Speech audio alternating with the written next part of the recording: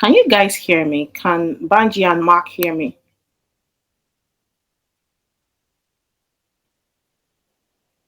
I can Is hear it you here. okay? Hello. Hey, Mark. Good evening. Good evening. How are you doing today?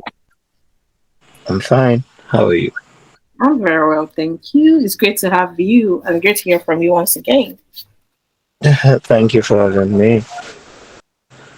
And good Nice. evening, everyone. Good evening. Everyone is saying good evening. Guys, we have Mark in the building. Why am I saying Matthew? Matthew or Mark? Mark, Yeah. good evening. Yep. Is Banji there? Yeah, hi, Blessing. Good All right. evening. Can Hi, you hear Banji. me? Yes. Yep.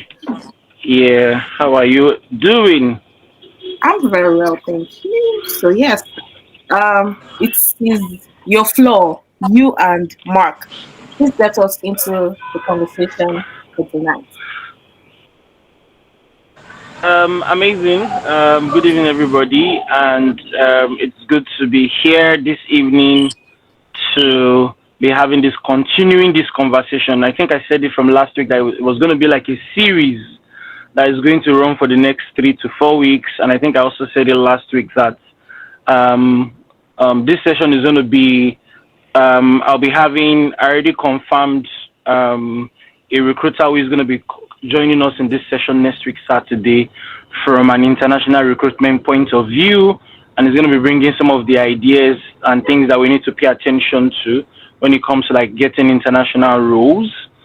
And then finally, I think we're also going to invite a founder, right? We're also going to invite a founder so that we could hear from a business person's point of view when it comes to hiring talents, right? So that because so a lot of times we talents we are always so focused on ourselves and what we think we want to do and how we want to be approached, how we want to be hired.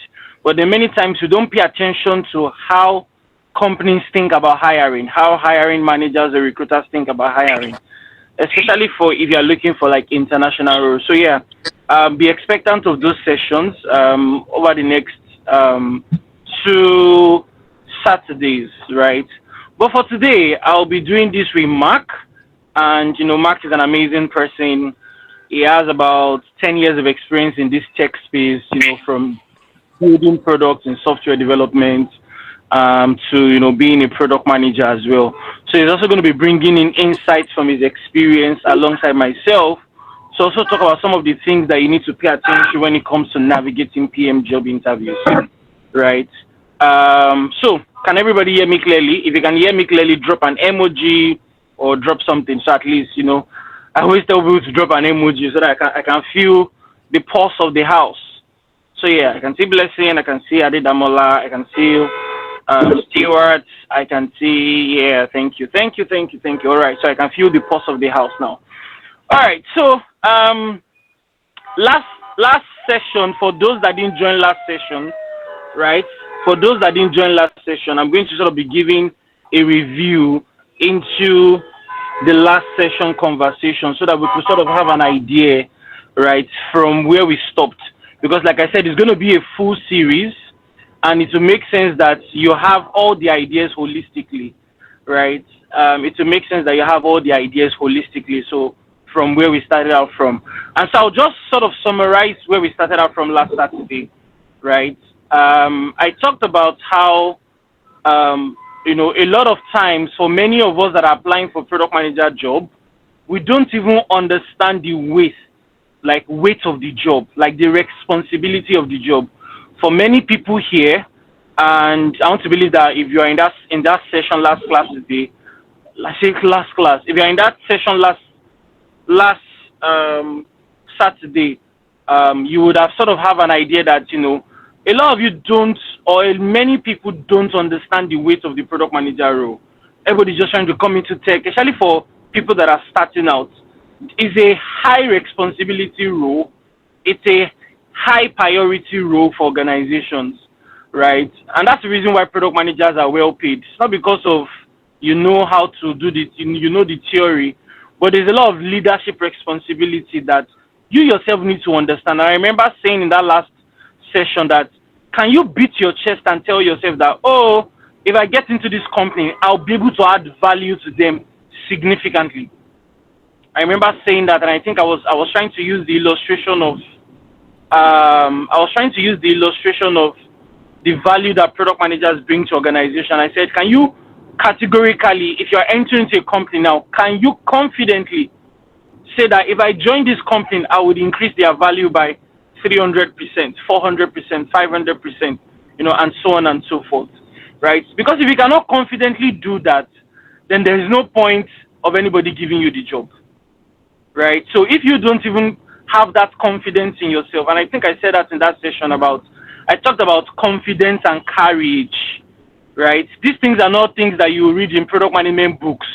But in reality, everybody is looking to hire a product manager that is confident, a product manager that has leadership skills, that can manage situations, that can manage context, right? Can work with people confidently and conveniently. So, and I think that's like the highlight of what I shared last class. I say last class again, last session. That was the highlight of what I shared in the last session. Really, just you know, talking about talking about the responsibility of the role. That are you even mentally like ready to even take up that responsibility? Because it's not beans. It's not beans. It's not it's not beans. It's not you cannot play mini money more around it, right? It's you have to know the job, you have to be very good, and you have to be sure that you can bring results to an organization. Now, and I think I also said it in that session last time that yes, it's normal to be afraid. It's not bad to be afraid, right? It's normal to be afraid. But at the end of the day, you want to still put your best foot forward as much as you can, right? Regardless of how afraid you are to get into the role, right? Um, so I'm going to kick off today's conversation, right? And I think it's best to just start out from yesterday. I saw it was coincidental. Even me, I'm still surprised, right? And I'm sure that quite a number of you will be wondering, how do you just come today and say, you have three of your product managers that got international roles, right? It was surprising to me as well, but at least I know that for one of the person that got that role, we had talked about it prior, right? While the other two persons, I didn't even know about it at all, right? So it was not like I had a conversation with them or they told me about it like directly until yesterday. So I was surprised to find out that, you guys just got roles like that, bam, bam, bam. Aside from the one person that I knew about, I didn't know about the other people, right? So, however, when I saw those messages, and they came in at different times, by the way, right? First person, I think that was the first person that I saw the message in the morning. Then later I saw another person message in the afternoon. And then early this morning, in the middle of the night, maybe around 1 a.m., somebody else sent me the other message. And it was interesting to see how that played out, right? And I think I still said it yesterday that the oil of anniversary is flowing. So let me do like a pastor. The oil of anniversary is flowing. If you are looking for international product management job, better tap into the anointing now. Say amen. Anyways, that's just in a lighter mood. So yeah, can you guys hear me clearly? Yes, Banji, we can hear you clearly. All right. Can you guys remove me from this admission that you are putting to me? It's distracting actually. Can you Okay. remove me as a host? Yeah, please remove me as a host. Good. All right. So let's go on. So what I did, right, and I think I will just pick up today's conversation from the context of I asked these three persons that got jobs, that got their job offers, right? I asked them questions all throughout yesterday, even till today, right? I was still even chatting with one of them just some minutes ago before this session because, somebody dropped a message and said, oh, how can it be replicated? And I think it's a very good question to ask, right? That how did they get the jobs and how can it be replicated, right? So and I think I'm going to start from that context, right? Of how did these guys get their jobs?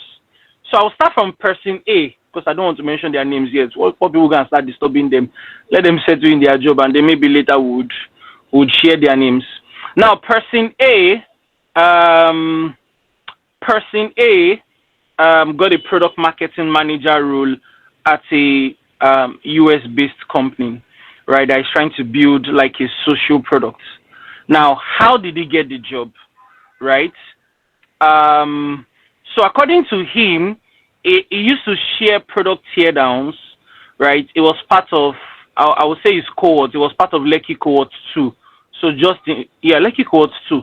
Yeah. So just in case, Lekki cohort 2 members are here, just know that is one of your colleagues that got the role, right? So it was part of Lekki cohort 2. And he shared that when he finished his training, which was just roughly 2 months ago, 3 months ago, thereabouts, right? He started to share teardowns on LinkedIn, right? And if you've heard me, I've been saying this since God knows, maybe it's like 2021.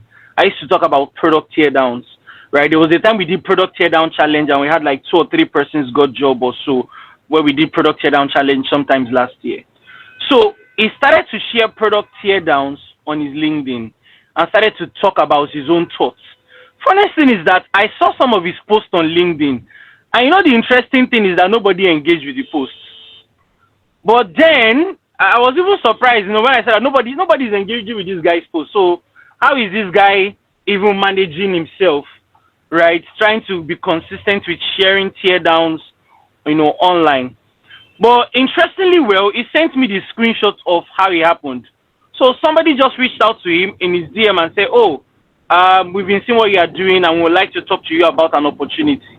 Basically, they just sent him a message on DM, and he has been sharing teardowns on his LinkedIn for the last 2 months, give and take. I think about 2 months, right? So sharing teardowns, sharing his thoughts, sharing his ideas, how the product is solving problem, blah blah blah. All of this is about product teardown, right? And then he said it's just random. He didn't apply for the job. He didn't send a message to anybody. He didn't send any application to anything, right? He has asked me not to share the screenshots yet for the sake of, this thing. So I will still just hold on to it, right? He sent me the screenshot of the conversation. The person just reached out to him randomly and said, "Oh, we like what you are doing. We have been seeing your posts, and you have been talking a lot about products, and we are looking for a product marketing manager to come join our team to do dash dash dash. We are building a social app for this, that." And that's how the conversation started, right? And the person got his email, they sent him more details, and then he talked with the co-founder of the organization. After that, they scheduled a meeting, and then he said for about 3 weeks they didn't get back to him, right? He said for about 3 weeks they didn't get back to him, so he just thought that maybe it's just one of those things. And then they got back recently and said, "Oh, they would like to bring him on board the team." They sent him an offer letter, and boom, that's how he got the job, right? That was just all. Seems and sounds like a miracle because that's just how he got it. No special, nothing special. He didn't apply. He was just sharing posts on LinkedIn, and somebody reached out to him. And I've said this numerous times. This is not my first time saying this. I used to talk about product teardown challenge a lot. And if you have been in our community since like 2021, you will know that this is something I have blown bells on top because I've seen how this has helped a couple of people. Yeah, maybe not everybody will get the job, but ultimately, what it does is that even if you don't get a job with product teardown challenge and all of that on social media, even if you don't get the job yourself, right, it will build your capacity, to build your product thinking skills, which is still the whole essence of teardown in the first place, right? So, in a nutshell, that's how you got the job. I know it sounds unbelievable, but that's just what it is, unbelievable. And people used to say, anything that they say is unbelievable, don't believe it. But sincerely, that was how he got the job. I wish I can share the screenshot, but I don't want to share because he said I should not share it. Right? So, they reached out to him on LinkedIn, and then they talked, they ghosted him for like 3 weeks, and then came back to him and said, "Okay, we're going to give you an offer." And then they gave him an offer. Product marketing manager job in a US-based company. Though the company is owned by 2 Nigerians. And then they are trying to work on his social media product. And they offered him a very good pay, more than he would have thought or more than he would have imagined. And this is his first job as a product manager. first job, he just finished his training. He's part of Lekki cohort 2, finished his training in June. Was it even June or early July? Yeah, so it's about 2 months. And then he started to do product teardowns on LinkedIn. And like I said, nobody was engaging with his post on LinkedIn. Like no single soul. Right? Maybe not no single soul per se, but his post engagement was just one like, two like. Sometimes I see myself liking the post and I like, nobody's engaging with this guy's post too. Right? But in a nutshell, here we are 2 months down the line and he has a role with a US based company as a product marketing manager. First job. Without any something serious. Not like he went through 5 stages of interview or he did one special thing from out of the world. Just sharing his tear down, trying to show his product thinking skills. Somebody observed it and paid attention probably for a couple of times and said, this guy will be maybe a good person to fit into the role. And then they brought him on board. They sent him a DM, from Instagram DM to meeting, and from meeting met the co-founder, and from there, here we are today with an offer letter. Now that's person A. And sometimes when people are thinking about how do we get job, I think in the last session I said it that sometimes a lot of us are looking for one special thing. I'll maybe bring one, maybe I'll say one special thing from the cloud, or I'll give one special rema. But some of these things are just consistency of doing something and doing it over a period of time sometimes. Right? Now let me come to person 2, the second person. Right? How did he get his job at Cambridge as a product owner? And I think his own is quite pretty very unique because he had a lot of transferable skills to that particular role. Right? He had transferable skills to that particular role. But however, he also got it on LinkedIn as well. So he created alerts for the kind of positions that he wanted, right? And then he saw the opportunity and then he applied. So his was the second person was more direct, the Cambridge person, the product owner at Cambridge, right? His own was more direct. He created alerts, then LinkedIn sent him most likely notification, and then he applied for the role, right? So apparently, at Cambridge, they had built, according to him, they had built like a product that was running IELTS exam, but it was not available to Africans, And I think I sent that screenshot here to the community. It was not available to Africans and some parts of the world. And meanwhile, he had transferable skills because, according to him, he had been teaching that thing to other people for the last 6 years before he transitioned into tech.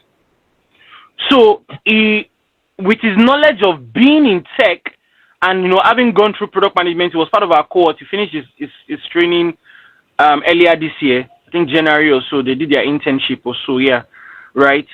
He said that according to because of his understanding about the customer pain points, about the opportunities in that space, he went into the interview with all sense of like confidence, more or less, like because he knew that space.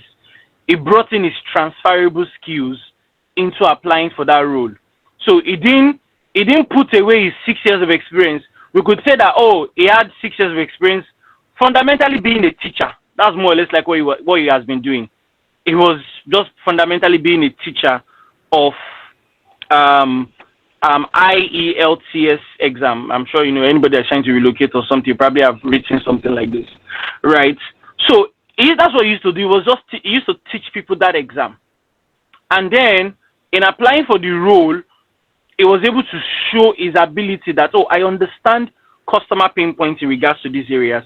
I understand the business opportunities in regards to these areas, and he was able to communicate that expressly, right, during the interview, right, and he got that role as a product owner, right, within the Cambridge University Press and Assessment team.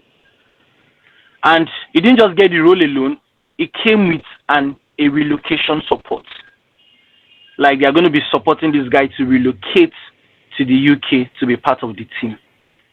Like he sent me the screenshot. I think I want to share the screen. I've asked him to blur the necessary details.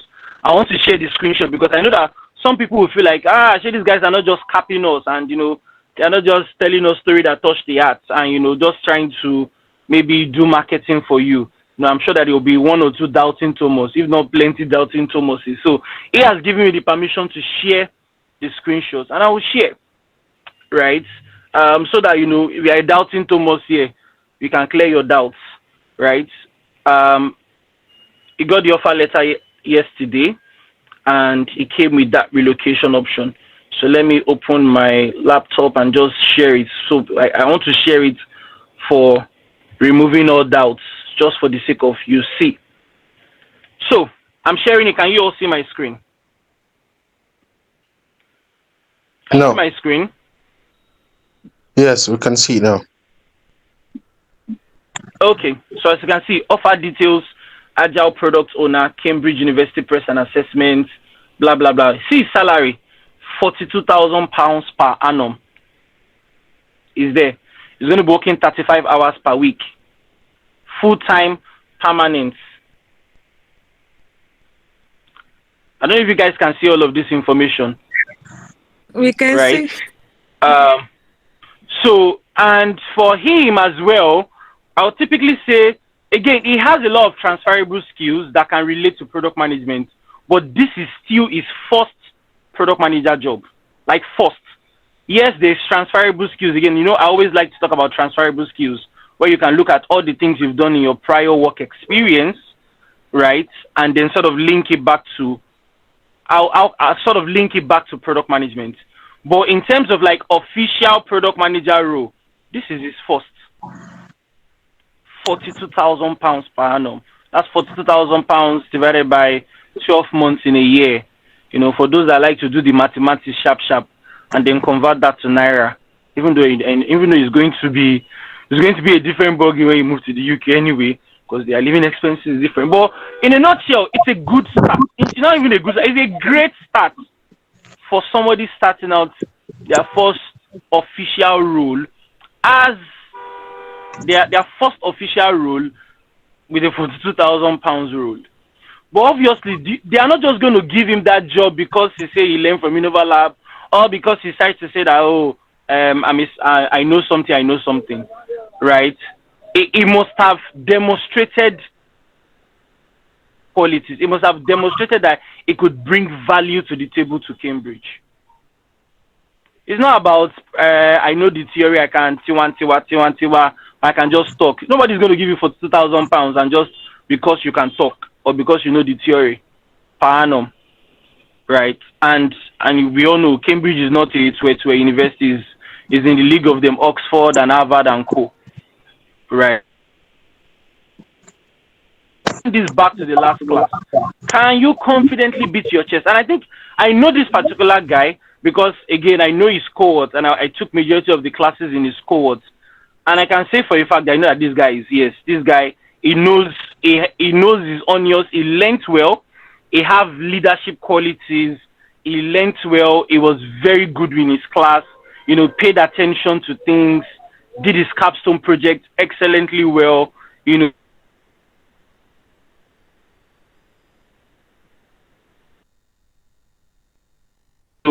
and during times of review. So I'm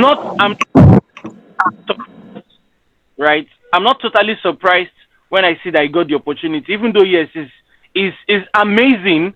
But I'm not also totally surprised that this guy can get this. Why not? Right. And then he leveraged his prior experience. Right. He didn't just please can you mute or the host please mute anybody that is unmuted so that it doesn't disturb the meeting. Okay. So he leveraged his prior experience. Now what I want to chip in this regard, right? What do I want to chip in this regard, right? Is that for some of you here, instead of trying to don't see you're moving into product management as you starting out afresh. Can you look for transferable skills? I used to say this and I've said this plenty times. If you work in any industry, can you look for your first product manager job in that particular industry where you work? Right? So you have been working in finance, you've been working in banking. Why don't you look for your first product manager job in fintech? Even if you don't want to work in finance anymore. You've been working in education. For example, now, what this guy just did was to leverage his educational background as a teacher of the IELTS exam. That's what he did, right? Leverage his 6 years of experience, right? Leverage his 6 years of experience. So, especially for anybody here that have transferable skills, transferable experience, you've worked in real estate. Why don't you use and look for opportunities in real estate? Right? Why would you say you're looking for a job in fintech or you're looking for a job in health tech when you have 4, 5, 6, 7, 8 years experience in real estate? Why don't you leverage your existing experience as a leverage? Because that way you will not come out and start looking for you will not lose your 5, 6, 7, 8, 9, 10 in trying to transition, right? You can leverage that and say, okay, what are the companies in this industry where I currently work that will be hiring for product managers that I can sort of fit my current experience to? I have industry knowledge about the industry. I know the pain points of the customers. I understand that industry like the back of my hand because I have industry experience, right? It's because at the end of the day, you are just giving yourself a leverage so that it helps you get a better job. It helps you, charge a higher salary. Or don't let me use the word charge. It helps you increase the chances of getting a higher pay. Right? For some of you here, that's what you need to do. Right? Leverage your existing experience. You've worked in real estate for 5 years. Why not look for companies that are building real estate related products like property tech? Right? And then bring in your industry experience that, oh, I've been working in real estate. I understand the pain point, the challenges of people in the real estate space. You can say it with the back of your hand and the back of your palm, right? I remember this lady too. I used to talk about her a lot, Tomilayo, right? Tomilayo leverage her experience. She's not even, I wouldn't say she's experienced, but she's a graduate of Uni Ibadan with her legal skills, study law, right? And then she leveraged that experience of, having that legal background to get opportunities. And right now she's outside the country as well, right? Based out of an internship that came from an opportunity that she applied for using her experience in the legal space. And when I say experience now, it's just a university experience. Not like she has worked as a lawyer before or she had, just out of school. So that's what some of you need. You need to look at your current experience and how can you leverage that for your own good. Because it's just smarter. Now, for the last person, she also did something. This last person, the third person, before I call on Mark to come and share his own thoughts as well. The third person, what she did was pretty interesting, and I think it's something I've also shared before. I always tell people that if you are here, you are looking for opportunities. Some of you here, you say you are a product manager. Nobody knows that you are a product manager. You are just jonesing yourself. You are a product manager, your family member don't know, your uncle don't know, your auntie don't know, your sister don't know, you don't post on your status that you're a product manager. How do you want to get job? And then you'll be going on LinkedIn and maybe, again, LinkedIn is a good place. The first person got his job on LinkedIn, the second person, got the opportunity on LinkedIn. But, it's a 50-50 chance. It's great. I'm not depleting LinkedIn. But I also feel like a lot of you don't even maximize your personal circles. And this third person, she got a job from within her personal circle. Right? She got a job from within her personal circle. Right? So everybody knows that this person is a product manager. She's always posting. She had not gotten any she used to work on projects, freelance and volunteer work and all of that. Right? But she talks about it. She, calls herself names. She's always everywhere trying to talk that, oh, I'm a product manager. I do this. I'm this. I'm this. Some of you here, nobody knows that you're a product manager. Like, how do you want to get a job now? You have reason it. Right? I know some people here that I won't be surprised. For example, I know like two people on this call. I don't want to mention their name, but they probably know themselves. But if I feel like mentioning their name, I won't be surprised if they tell me that they've gotten a role. For example, let me mention the person's name. Femi is on this call. Femi Mega, the guy that we celebrated his birthday. Every day on Femi's status, he's always talking about product management. I won't be surprised if Femi says he gets a job from Europe or something. I won't be surprised at all. Because literally, to the point where somebody was talking about how Femi used to talk about product management every day. Femi is still doing capstone project too. If Femi gets a job next month now, I won't be surprised. He's still doing capstone project. He has not even finished pata pata. He has not done internship. But if he gets a job, would I be surprised? I won't be surprised. Because I literally see it on his status every day that this guy, product management, solving problems. Some of you are here, nobody knows that you have learned product management. Some of you are here, your sister, your auntie does not even know you did a course in product management. Like how? Like how? You say reason it now. Right? Like how? You know, nobody knows. You're not talking about it. And I think this last person's scenario is very similar to the first person's scenario. The first person was sharing product teardown on LinkedIn. So people are watching even though they were not engaging with his content. Because I used to see his content, I was just see one like, two like, one like, two like. And for some reasons, Isha just got the job.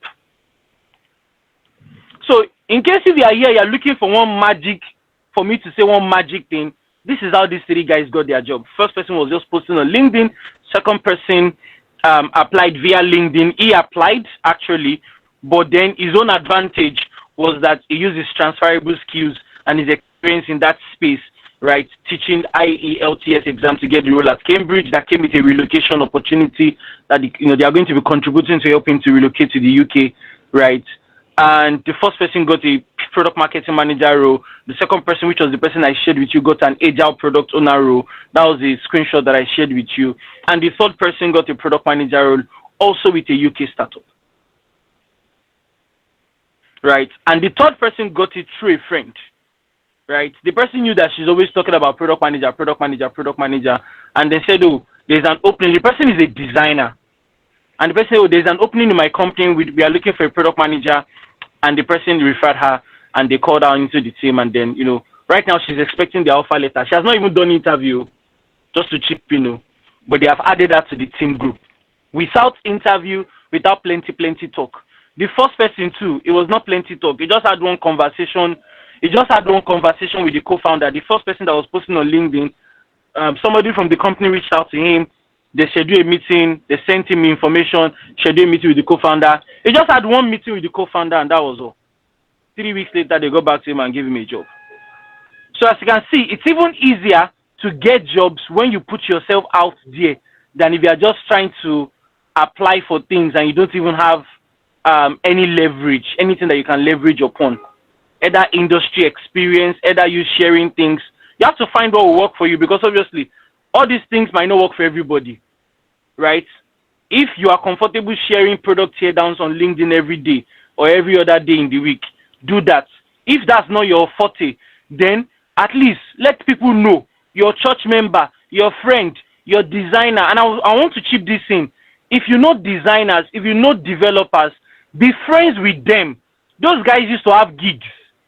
Developers, designers, they used to have gigs every now and then. They have projects, because this third person now got the job from a designer. Designer said, oh, my company is looking for a PM. It's a startup. We're in the UK, blah, blah, blah, blah, blah. And then bam. No interview, no plenty talk. Right? It's only the second person that went through an interview process with Cambridge. The first and the third person was just pretty much very simple. And I've been saying this thing long time ago as well, that if you put yourself out there, opportunities come to you a little bit more easily. I'm not saying it's going to be 100% easy, but it's going to be a little bit more easier than if you don't put yourself out there. Nobody knows you're a product manager. Your friends don't know. You don't have designers. You don't know developers, right? How do you expect to get opportunities like fast? So you're going to be relying on, hoping that the opportunity come, right? So, but what happens is that when you take these approaches, you are sharing what you're learning, you are sharing your personal thoughts, right? On places like LinkedIn, Twitter, people are watching. How do we start InnovaLab? It was because I was sharing things on LinkedIn. That's what gave birth to InnovaLab. And somebody reached out to me, a former GT Bank staff reached out to me and said, "Oh, can you train me? Blah, blah, blah, blah, blah." And I trained him for 8 weeks, thereabout, and he got a job, and boom, we said, "Let's start InnovaLab." LinkedIn. That's how I started, right? And here we are today to the glory of God, and we are doing what we do, right? And all of us are all here today. But the foundation started from sharing something on LinkedIn, and even me these days, I was still speaking to one of my colleagues, right? And I was like, I need to be sharing things on LinkedIn again. We said I don't have time. I wish I have time to still be sharing things on LinkedIn, so that maybe if I'm looking for some certain type of job, maybe when I start to look for some certain type of opportunity, shall maybe, right? But LinkedIn is an incredible resource. It's two sides of the coin, right? You can be applying for roles randomly, but at the same time, put yourself out, share things, let people know what you are doing, let people see what you are doing, right? Let people know that you are a product manager, right? Let people feel that you are a product manager. You say you are a product manager. We have never seen any post about you doing product management. How? How do you? And in today's world right now, um, people track your results online. If they go and search your name on LinkedIn, right, or search your name on Google, where will they find you? Will they see that you have written something about product management, right? Now, I'm not saying you should be a content writer or a content creator, because that's how some people will misinterpret what I'm saying, right? I'm saying that share things. All of us have something to share. If you are just learning, share what you are learning. If you have just started, share what you are learning. No matter what, and no matter how small the thing that you think you know, it's a way of just sharing that you know something, sha. Because somebody somewhere is watching, somebody somewhere is seeing, and because of that, right, they can be able to bring you into an opportunity, recommend you for a job, help you to start your career in product management. So I'm going to drop the mic here so I can hand over to Mark, right? But again, just to summarize the three things that I've shared, right, based out of how these guys got their international roles, right? First person was sharing teardowns on LinkedIn. They sent the person a DM. Second person applied on LinkedIn, but his leverage, right, to get the role at Cambridge was his 6 years of experience, in that industry. And so it means that, please, if you have industry knowledge in anything, capitalize it, use it for your own good, right? If you have industry knowledge in anything, use it for your own good. And then finally, the third person got the job through a recommendation, a referral, because they know that this person is always talking about product management. The person is good, Finally, is that, and because she had worked with that person at a point in time, right? She had worked with that particular designer at a point in time, so the designer also knows. And when she worked with that designer, it was on a free project. It was on a volunteer project. I always tell people that when you have time, not even when you have time, if you are a newbie in this space, please jump on as many volunteer projects as possible. Get your hands dirty. That's how to. Don't. I used to tell people that some people now, they'll finish InnovaLab course. Next thing, they'll go and start looking for another course. They'll take 5, 6, 7 courses. They're just wasting your time. Take one course, go and start practicing. Take one course, be diligent with that course. Even if you don't take InnovaLab, whatever course you want to take, go and take. And then go and be very diligent with practice. Go and build stuff. That's how Ibukun got a job as well. Ibukun got a job as a junior PM at eTransact, right? Everything she used to get that job was, again, projects. Project that she worked on. She got her hands dirty doing stuff. Not hoping for things to happen, not wishing for things to happen, not sitting down, not just sitting down hoping that money will just, or somebody will just come and give you a job from heaven.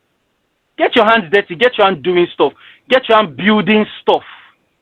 And that's why at InnovaLab in our trainings, we have capstone projects, we have internship projects. All of these things is to facilitate people to build stuff. Even though these projects are not real life projects in terms of company facilitated projects, right? We know, and I know from experience, that all you need to get a job, a product manager job, is that you have built something. That's all you need. Whether it is a real project or a demo project or a dummy project, as far as you have built, and you can show that you have built, and you can talk about your building process, working with people, you are giving yourself a higher chance than somebody that says, I have certificates. And I see somebody, I don't know the person, somebody was posting about certification. Certification is great, but for an entry level talent, I don't think it will give you an edge. What will give you an edge more is the experiences that you have, whether building demo projects, side projects, and all of that, right?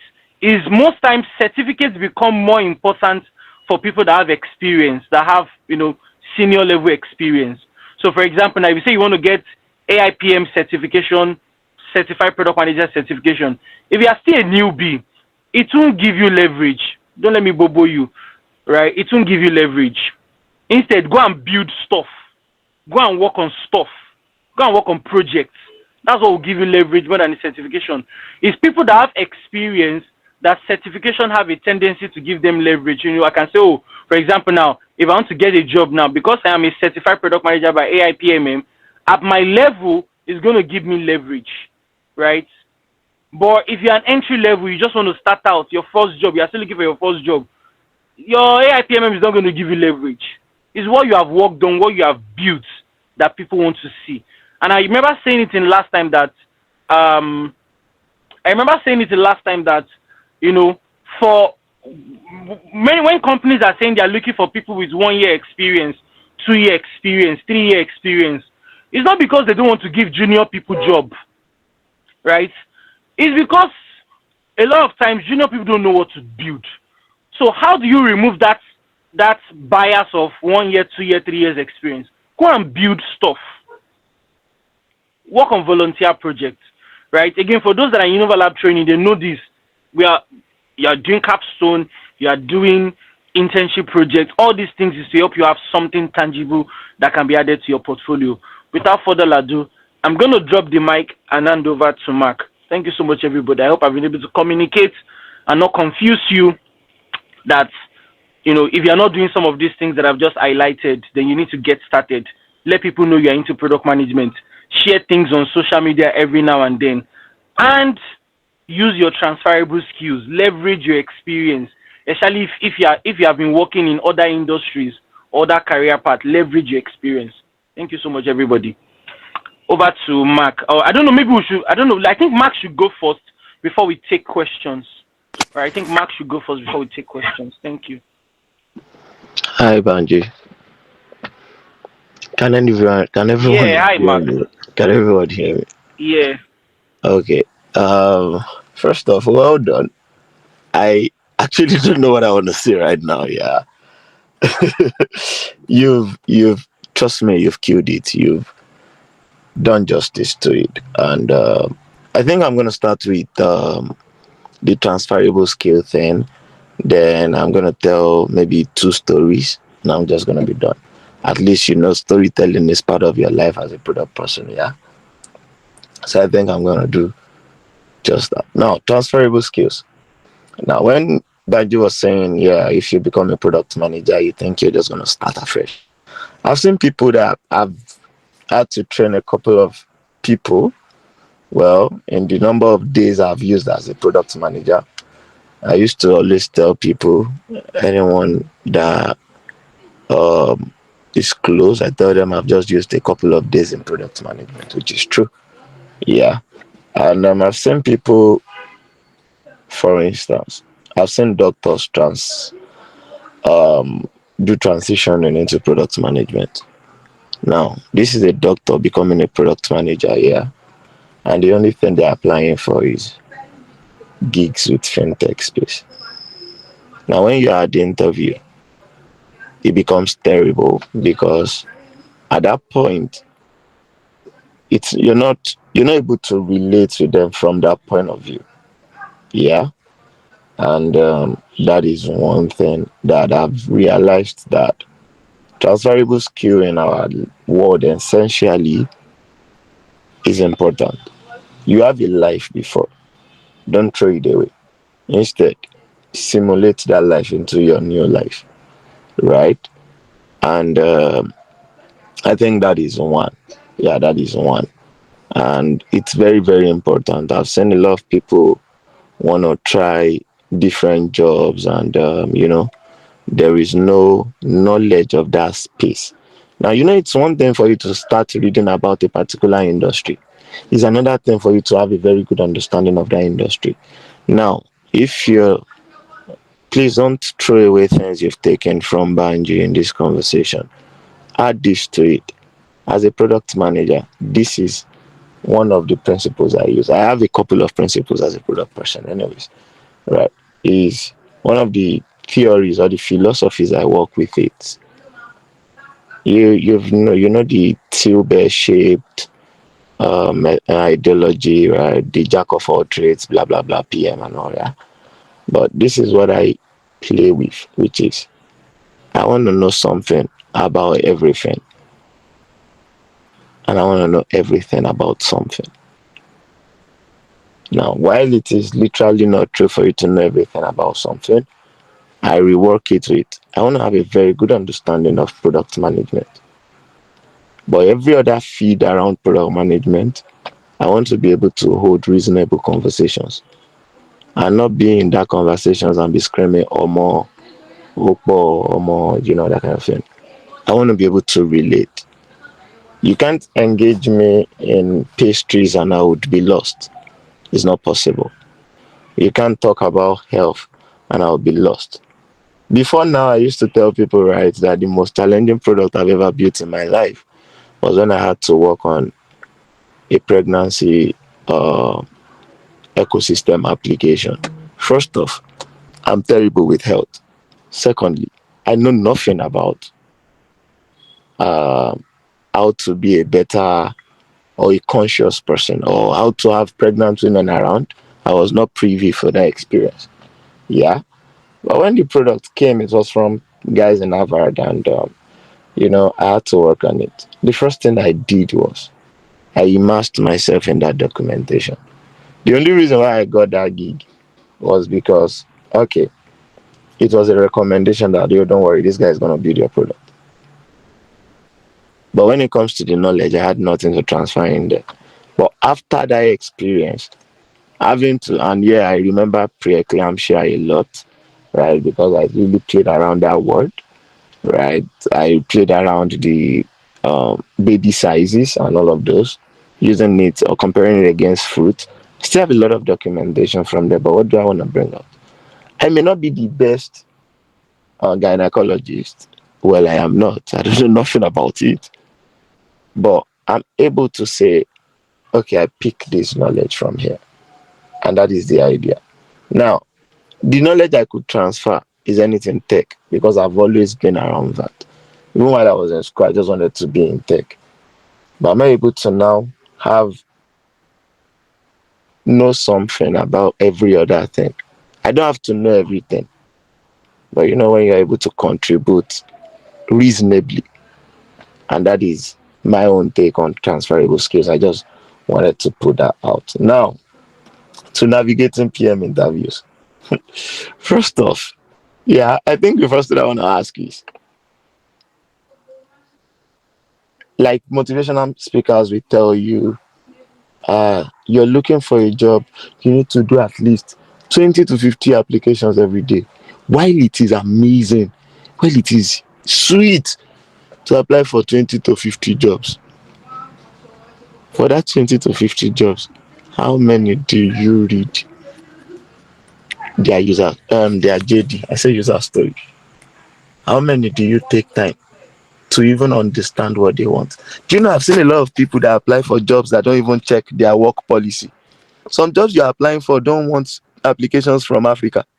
Some don't only want application for people in the UK. But you don't even read it, you don't even know. And you say you're seeing plenty rejection. For me, that is where it starts from, yeah. You're applying for a job that they are only open to remote if you stay in the UK. But you are here in Abulegba or Dielegba. You're not in the UK. And your address on your CV is obviously not in the UK. Then you think it's all about are you open to sponsorship? Do you have are you authorized to work in the UK? that make them reject? No. Some of these jobs are only open to remote if you are in the UK. Now, I said I was going to tell a story. So I got a job in the UK in 2021. Yeah. So at the time, I used an address, but I had to come in person. I thought it was going to be full remote, and so I needed to come in person. Then I told them I had to travel to Nigeria for holidays and all. So they gave me 14 days. The job was quite good, right? A couple thousands per annum, right? And long story short, I was not even given a visa to travel to the UK to start it. But the thing is, we would actually you would have a lot of near success syndrome if you're not careful or if you don't pay attention to details. Trust me, it's not everything you apply for. Do you even read the JD to look at how these JD speak to what you do or what you're bringing to the table? Yes, I tell people, I still said it this morning, the most important asset you have as a product person is your brain. Because it's your brain that will make you understand that you have to lead, right? You're supposed to, take the forefront for a lot of things. Because at the end of the day, your work is to be responsible for things you're not responsible for.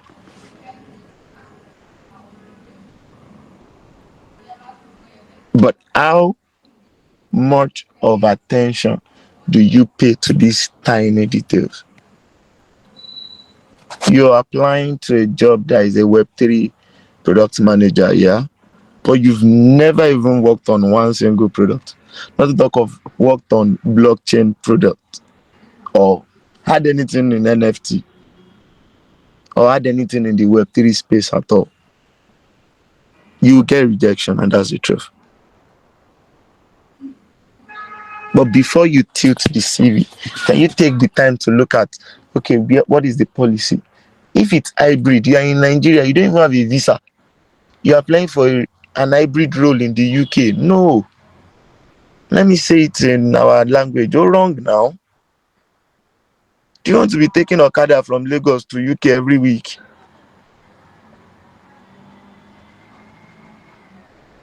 No.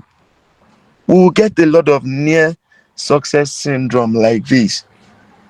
Yes, motivational speakers want you to not, they want you to acquire to Maguire. Well, he only plays when there's a player that has injury. It's wordplay, don't take it serious. But let's be realistic. If I'm going to apply for a job in Spain, check.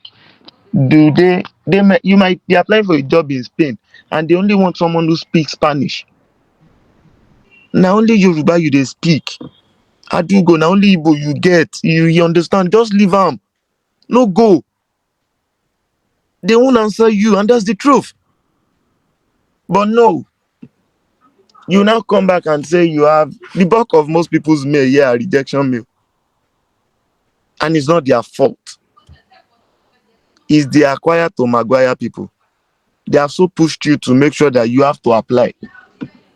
Now, when you now apply, you get an interview. I used to tell people, now take this again with you. I did not believe I'm going. No, don't let me get to the interview side. Let's wait. Let's wait for. Let's still continue with the application because I want to leave you with something where I want to drop about the interview. Hopefully, I remember. But how much attention do you pay to details? So you've worked in the bank. Your CV shows that you've done 6 years in the bank, but you're applying to health tech or a company that is building an health product or an health tech. You move straight to food industry. A lot of people do not even know that just they apply for as industry. Do you know? People just feel, oh, let me apply for the moment a lot of people, right? The moment they see that he's product manager, concern them. Whether he's product manager in the farm or in the cemetery, they just apply. As long as he carry product manager. Why? It's not to mark register. It's not to show how much application you've done. It's to show how much meaningful your application has been.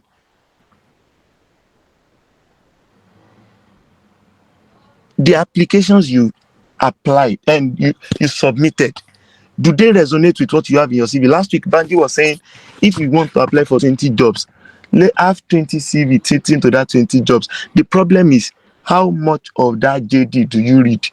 There was a time Banji sent me a JD. When he sent it to me, the first thing I told him is, what they want is plenty. Why? I read it. Do I still apply for jobs? Yes. Do I still get rejections? Yes. But not because I did not apply for a job that doesn't suit something I can deliver. Most of them use metrics. They use app AI to screen your CV. So you should be able to know that there are what do we call it now? What do we call this? There are analytics and there are I've forgotten what they call this too, yeah. I'm not an HR person, ATS. so thank you. That they use to actually screen your CV. So most times it's not even human that is checking your CV. But the moment your CV is entering, yeah, your CV is being submitted. I've seen people send me CV. Someone sent a CV to me. Trust me, I was so angry that I sent it back. For a product manager, the only thing you have there is when you went to school. Fear God now. Wetin concern me with wetin you go read for university? Some people will even go as far as putting their baptism certificate. What the fuck is that? Sorry, no, sorry for the effort. But really, really, then I ask you typical key skills as a product manager. You are writing the Microsoft Office.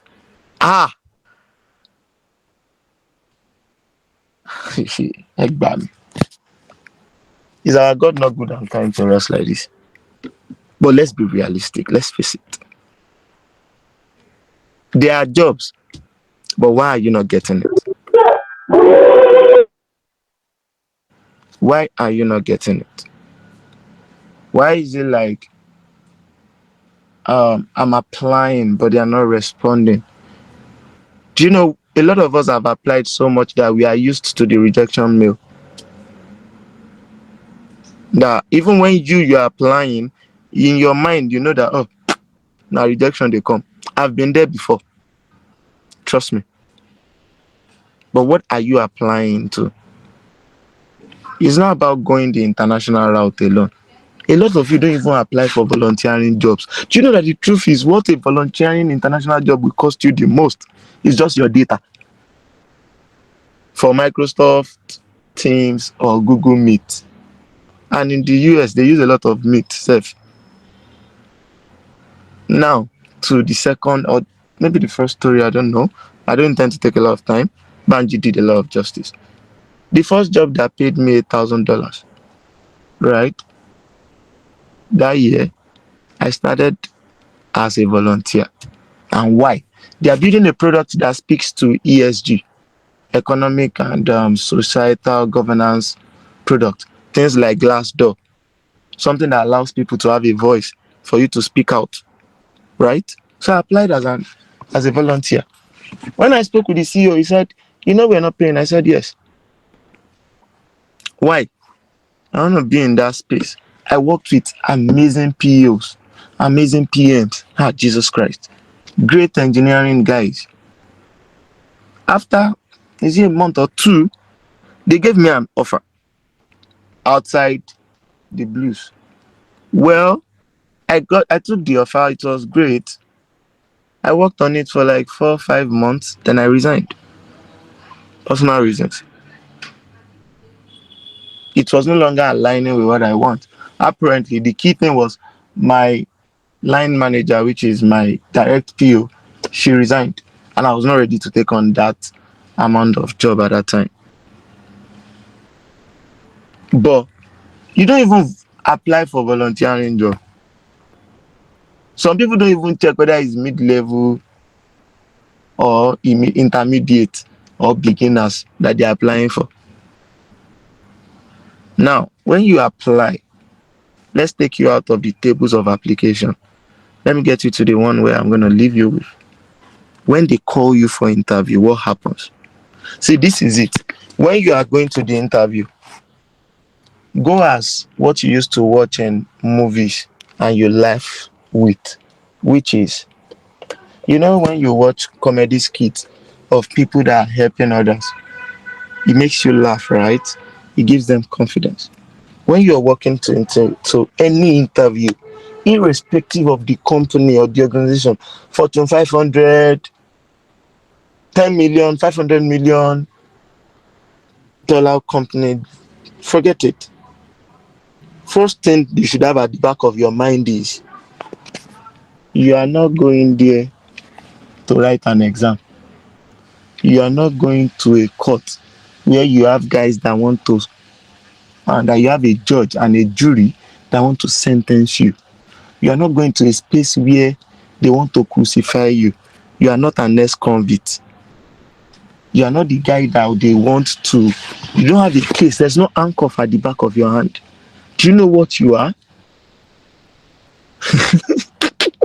You are the guy they've called to come and help the less privileged.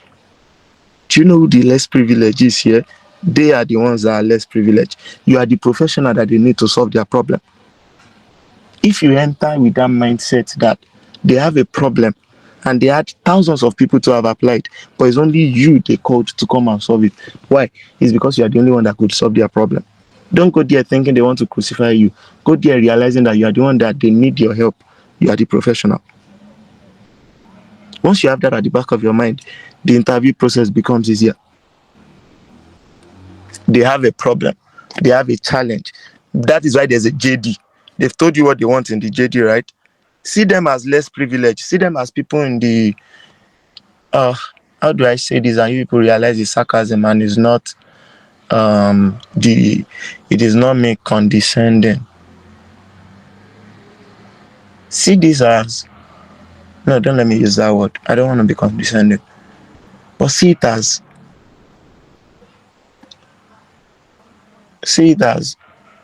that one time you have the opportunity to help someone. See it as that. They need your help. They need your expertise. If you are not good, they will not call you for interview. 1,000 people can apply. Even if it's one person that apply, you do not know. But they call you for interviews because you have something that is coming to the table that is different from other people. Don't go G-train. This is not to say you won't be nervous, but don't go being scared. No, it's not a panel. You are not in university and they catch you for malpractice. You know dateable. No. See those people that are there, the CEO, the COO, the team lead. If e easy, make them do am. Now because they no fit do am, na dem call you. Now, once you have it at the back of your mind that it is you that they've called to come and do what they cannot do, it gives you an edge. Now, that's the first thing.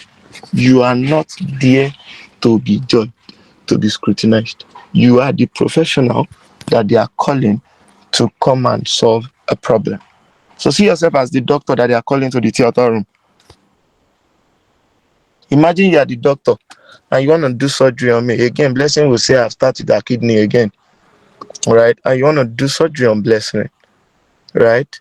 And your hand starts shaking before you even draw the marker on her tummy. Are you serious? What the hell did you do in school for 7 years? But when when someone wants to die, even if the person is going to die and they're in the hospital, you don't know, there's this confidence that comes in when the doctor walks into the theater. Yeah, the doctor is here. Don't worry, the doctor is here. Even though deep down you know it's a game of chance. If God says the person will not make it, the person will not make it. But there's this confidence that comes in when the doctor comes out. And if you have a typical Yoruba people around you, they say, doctor today, I'm not worried. But imagine yourself as the doctor that walks into the room at that time. You are solving a problem. It is why you are there at that time. So make most of it. Now, if you now do the interview and they no catch you, they no pick you, right? I get to use a lot of English Mondays to Friday, so indulge me on a weekend. I'm almost out of subscription. So now, if on any for any reason at all you've done multiple stages and they did not pick you,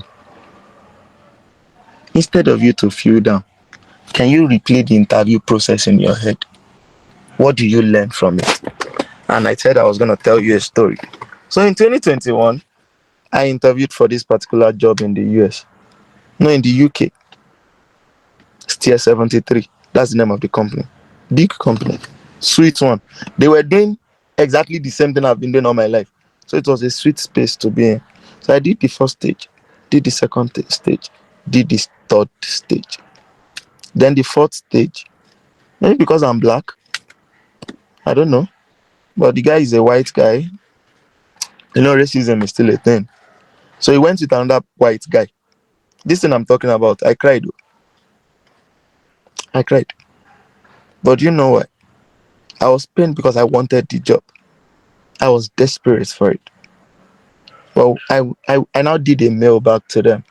And I told them thank you for all the processes. It was after that interview I realized that I had a principle as a product person that I never used to use. Then it is best I push out my principle even more, which is um, I ask the why questions. And I know that once I'm able to answer all the why questions, I wouldn't have a what questions remaining.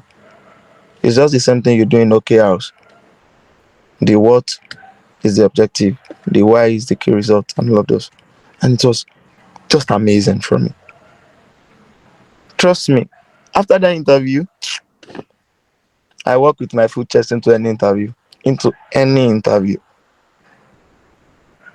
I picked that out of it. I did not get that job, but trust me, the amount they offered me, I've gotten jobs that gave me more than that amount. But I did not throw that experience away.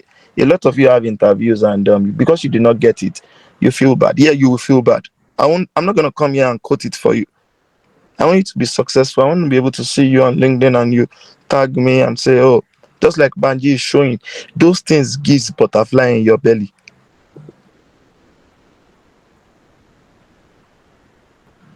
But you have to do it right. Don't just be down because of the rejection. Yes, some people got it, you did not get it. If you did not get it, what do you pick from that experience?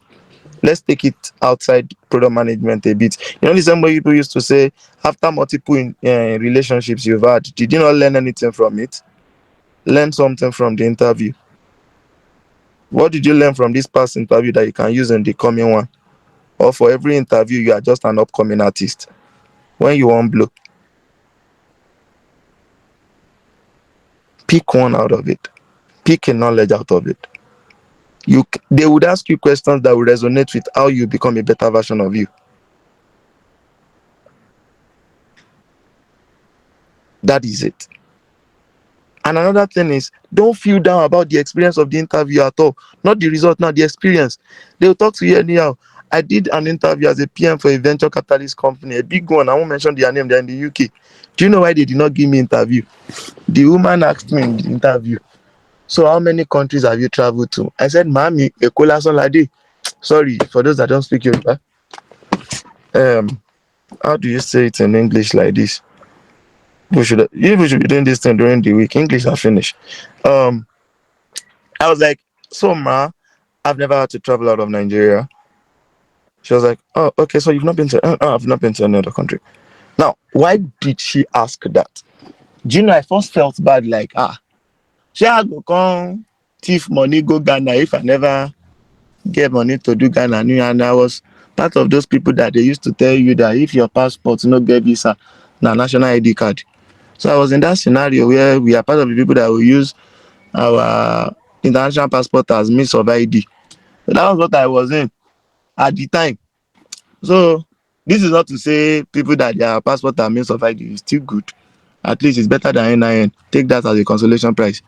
But then, what I was trying to say is, she wanted someone that had traveled far and wide because it is a venture capitalist industry. Hey, industry matters. I fit into everything they want. But because, say, I have never traveled, right? They went with another person. What did that do to me? I told myself the following year, I go travel. Even if it's to use all the money where I get, I have to start traveling. Why? And after then, I stopped applying to venture capitalist industry for product management. Because, yes, I have the skills, I have the knowledge, but I don't have the social life to back it. These are the things that play into these different industries. You want to help them raise funds for their. So if I want to raise fund for Blessing now, so Blessing want to contact me. Blessing is a startup. She want to contact me as a venture capitalist company to raise funds for her. I've not been to country. I don't even know the culture of the angel investors. I don't know how to. We are not having conversations that relate with them. I have a friend. He makes it a thing for himself that in 2 months he's either in the US or in the UK. He will start travel. From US, he will stop at Japan. He will tell you it's just $20 that is the visa fee. His flight money I will look for. And that is it. I'm not saying we all have that money. Don't get it wrong. But I'm saying if you know the industry, you know where to start from. So you don't deal with the rejection. You don't feel the pain. You don't feel depressed. I've seen a lot of PMs get depressed. You don't. If you know what you want to apply for, the ones that fall within your purview, can you keep applying for them? How much is the practical amount that speaks to an intermediate PM? Why do you even become a PM? You became a PM because they told you there are jobs. They did not remember to tell you that they are stressed. One of my scrum masters messaged me today. I told him that the only day I have to rest is on Sundays, and it starts by 2 p.m. And that's all I do every week. And I do at the most. Banji recommended a drug for me during the week, maybe last week. I told him I got the drug. The highest sleep I've done in 2 years is 4 hours per night. The highest. If I do beyond 4 hours, I'll have pain. And I know it's unhealthy. But the truth is, you can't even afford to sleep. I was telling some people yesterday, I'm having a headache from the job that I've not done, not the one I've done. So it's a space that gets really tiring. Don't think it's an escape from coding. I said something in passing earlier, I'm going to say it again. It's a field where you are responsible for something you're not responsible for.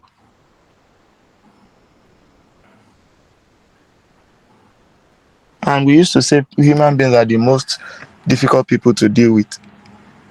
Your life is 1% product to 99% people.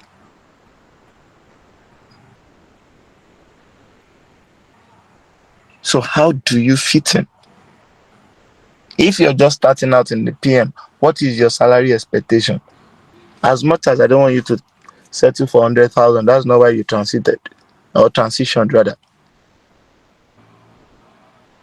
Can you be in a space of 400,000?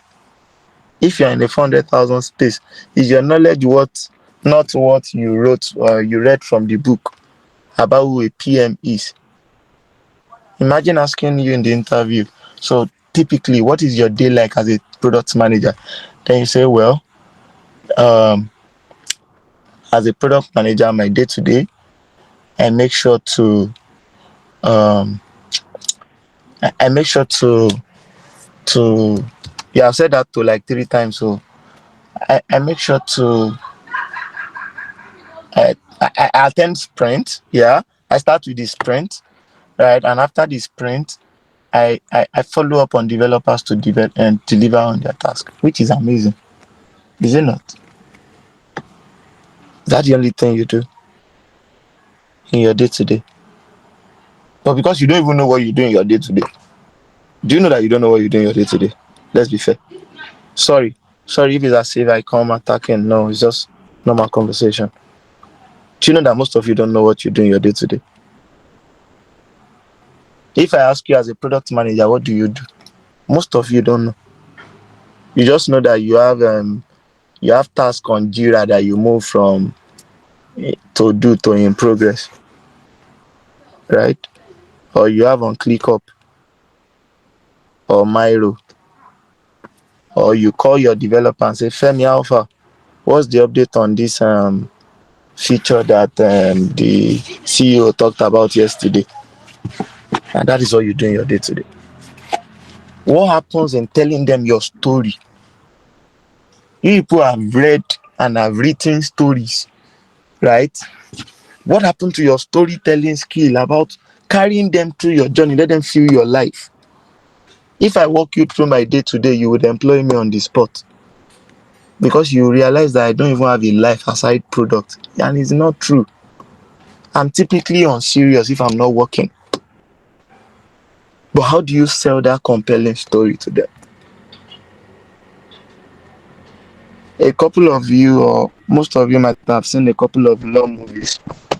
I watch law movies because I love opening case when you have your opening story or your opening speech for a particular case. Most of them try to give compelling stories. My client is an innocent man. He was just a victim of circumstance, time, and chance. He was at this spot. Over the course of the next couple of weeks, I'm going to be showing to you, proving to you that my client is a responsible citizen, a loving father, a caring husband, yada yada yada. Painting that picture for the jury.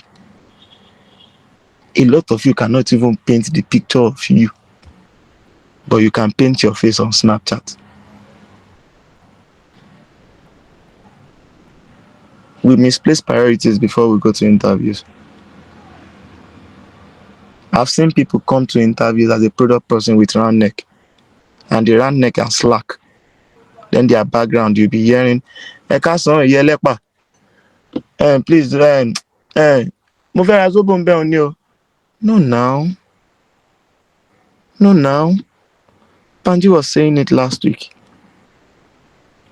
What happened to renting a space for 3,000 naira? You dey apply for job where you want salary of 900k. You cannot pay 3,000, 1,000 naira in 3 places, 200 naira in 15 places, 500 naira in 6 places, 100 naira 30.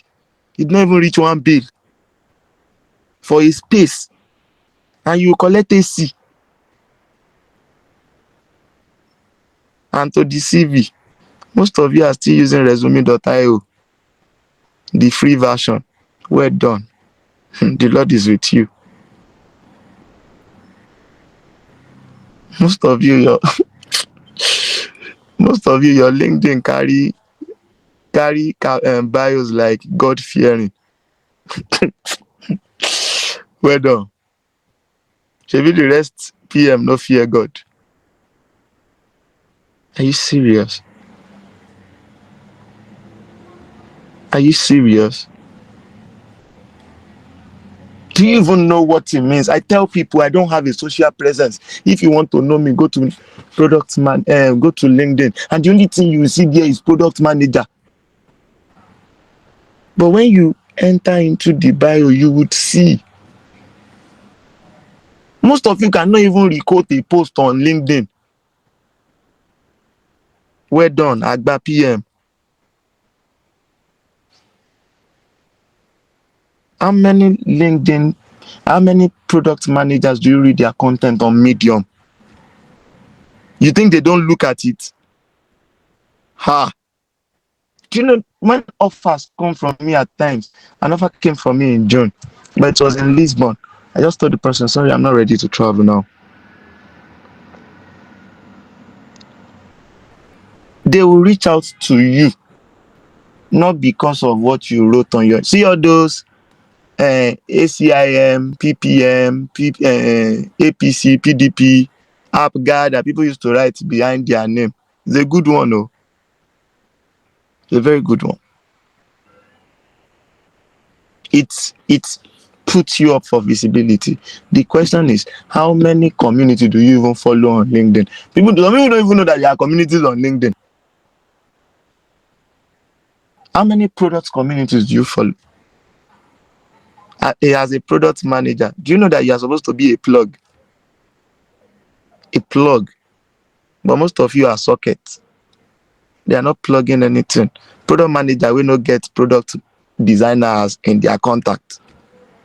We not get any developer. Well done. Lone wolf. One man mopo, we no get record label. You serious? I know this seems like I'm doing sarcasm. It's not.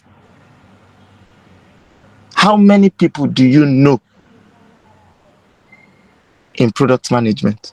How many scrum masters are your friends? They don't have to be your close friends that you wake up and sleep with.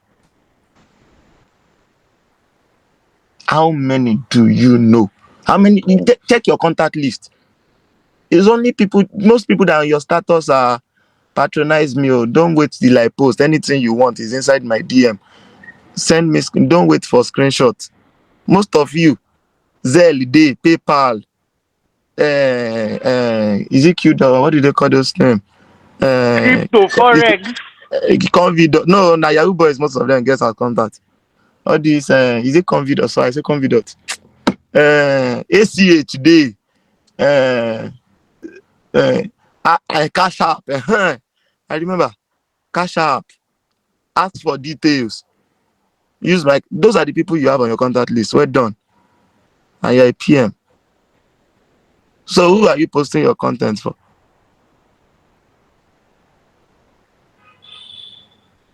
Do you know that most of you even have misplaced priorities? Today on your Twitter, you are posting the same account, the same account. You can do business, have multiple accounts now. But the same account, you are posting, being a PM, you have to do this. Clinical this challenge on PM. The next day, you're saying, I have handmade bags. I make shoe too. Patronize me. Bro, speak a struggle. What happens to creating multiple accounts? It's only digital PMs that I know act like people that don't even know how to use the computer.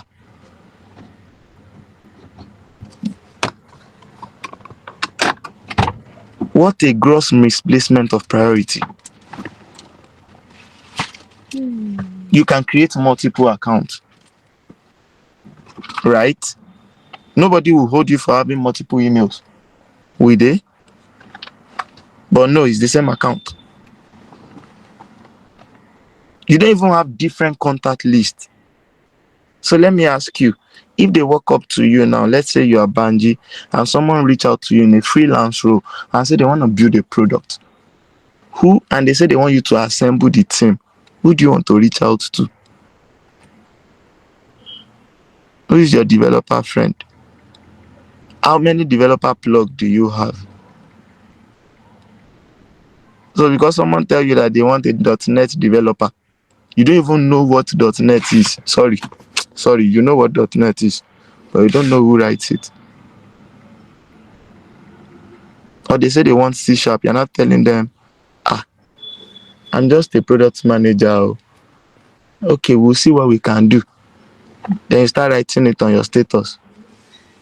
Anyone here who knows a C# developer, you've forgotten that your reputation is on the line. If that guy not deliver, they won't tell him that he's a useless developer. It's you that they will say you employed a useless person. These are for people that want to actually work in a startup.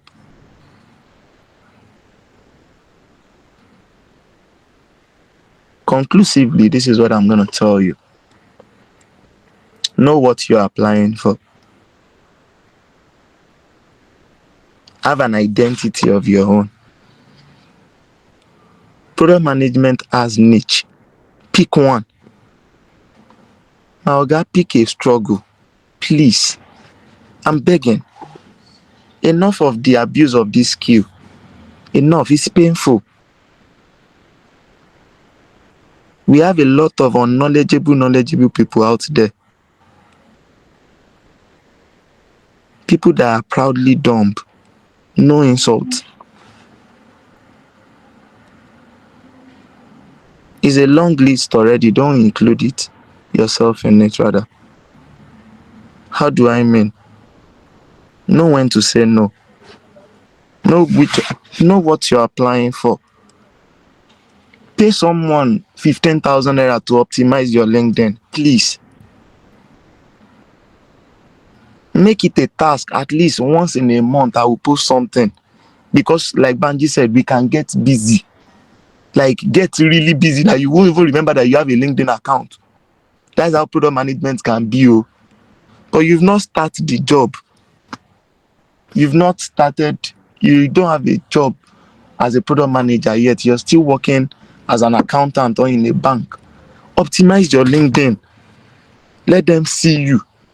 Follow communities. Just be following those communities that talk about product managers. And don't allow the people you are adding to your connect be product managers alone. Connect with HR. Go and sit down with all those companies that's hiring people, be following them. Because it's not product managers that will employ you. The product manager you are following is also looking for a job. Follow HRs that can see your profile, that will see your post. Send them, and don't just send connect. Use add message to it. Try the LinkedIn free subscription. It's 1 month. Use it to send good review of what you've done, what you're doing, and what you would like to do.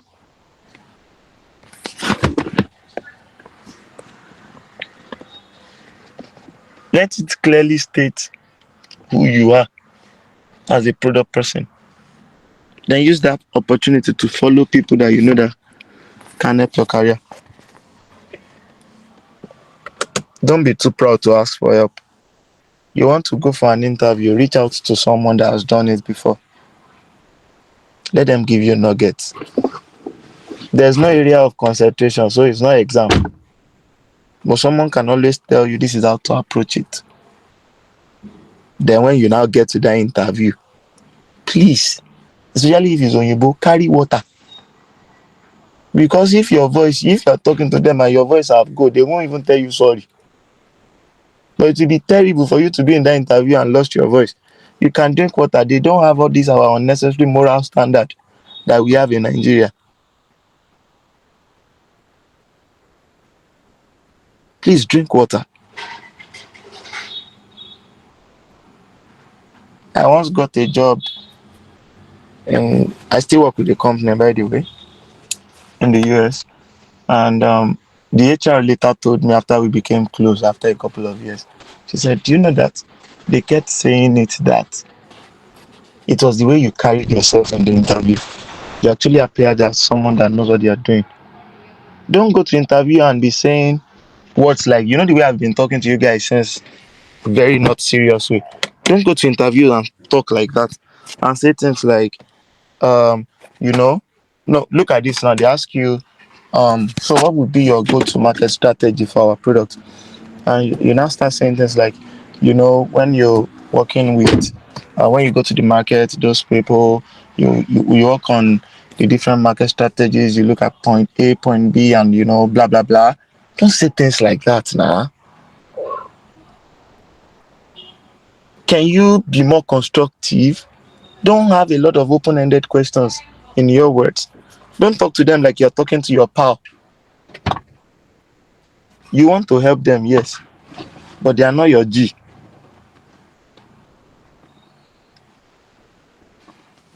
Do you understand? It is that way that you're carrying yourself with so much esteem, and you're also conscious of them because you want them to feel like, this person came to for us. We are a priority. And that's what gets you the job. That is what gets you to the advanced stage. And when you're meeting the CEO, just be you.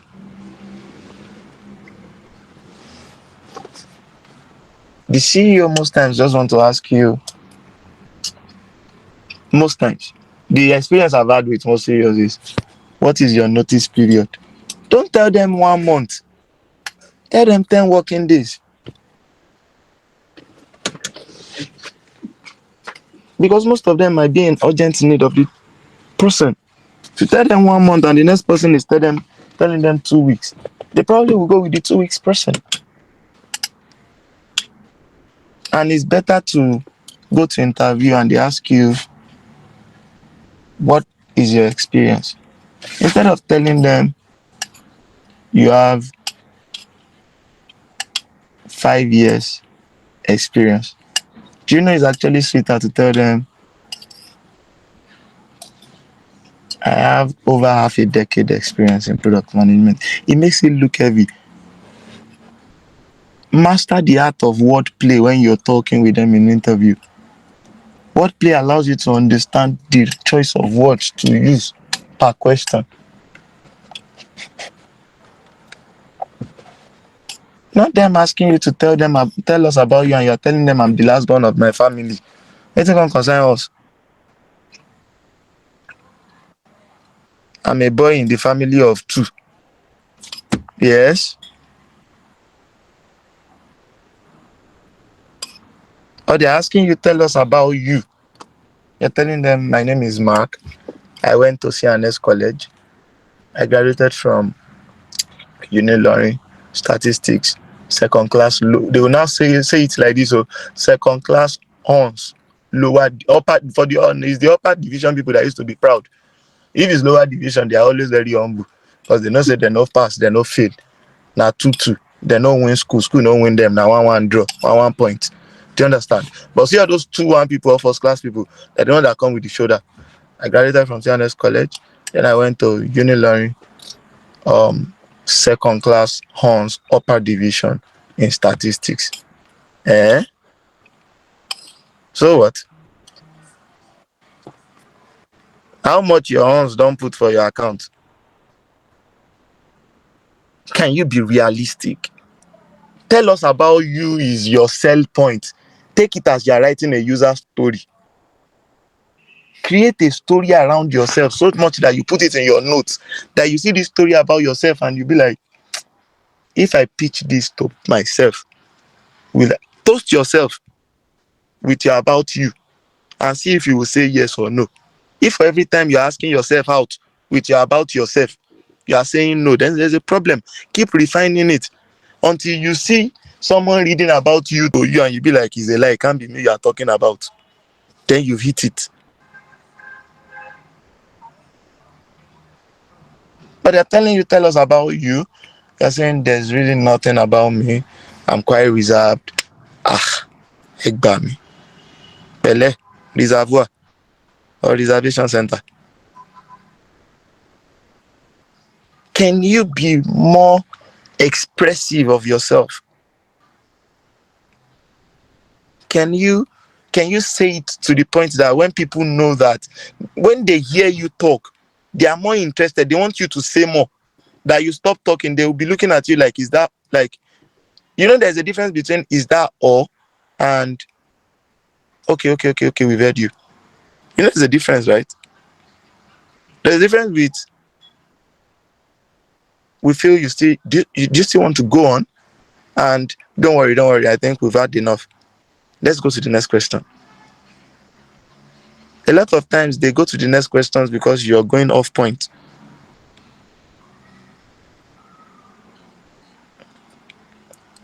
While I round up with this, which is, don't forget, first off,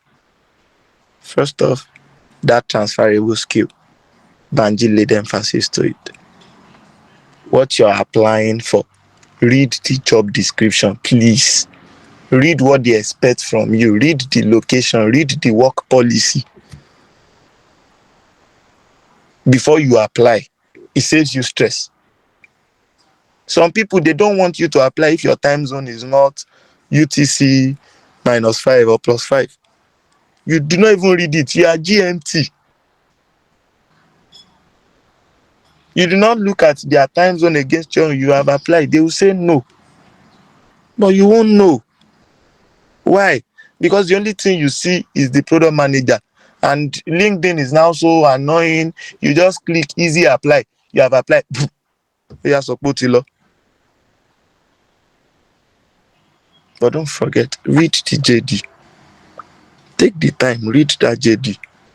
If it resonates with you, fine. If it's one that doesn't resonate with you, can you tilt your CV to suit the JD? That is why the JD is there. They want a product manager that can carry cement in their head, and you're a product manager that don't even know that the cement is made from limestone. Can you tilt your CV to look like someone that has carried limestone all their head, on their head all their life rather? Which is what Banji was saying last week. Tilt it. That is why your CV is owned by you in a Word document and you send them a PDF. Your own is editable. Sit with it. If you know if you do am, copy your CV, go give ChatGPT, tell am abeg help me rewrite am make e fit this JD. E go do am. Now at that point you are the less privileged. Is helping you. Things we do for less privilege. But don't sit on it. Don't just want to send your CV that you used to get job in Arishekola Primary School, and you just put inside certifications, you now put an overlap, AIPMM, PMP, CPC, APC. No, it's still no work. It's still the same teacher CV. Can you be creative with these things? Please.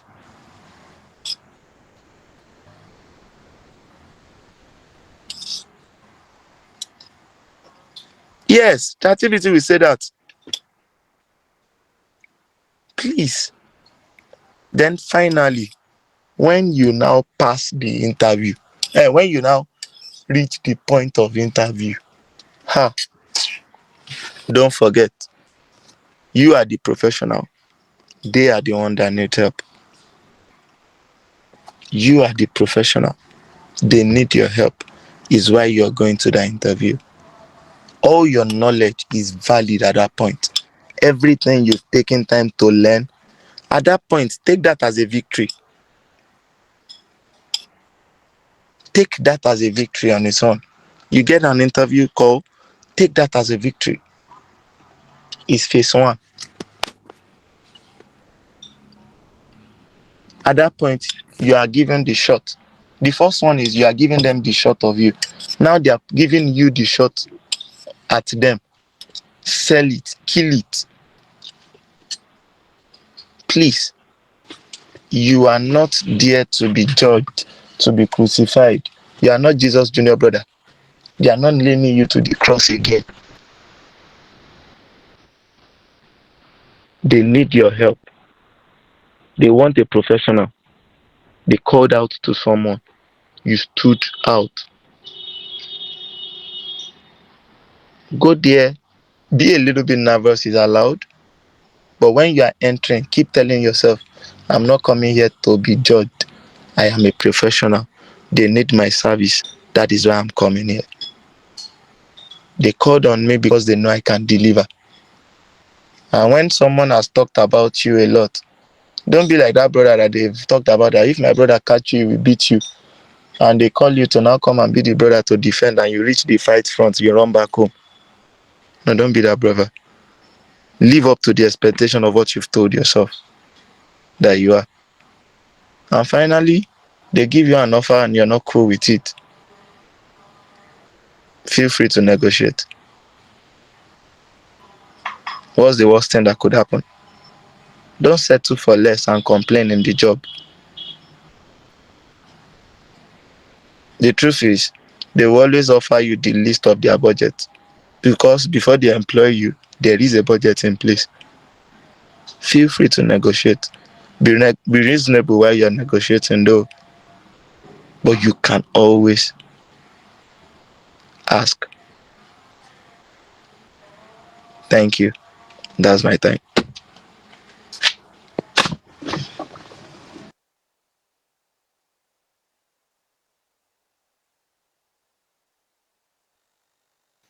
Hey, hey.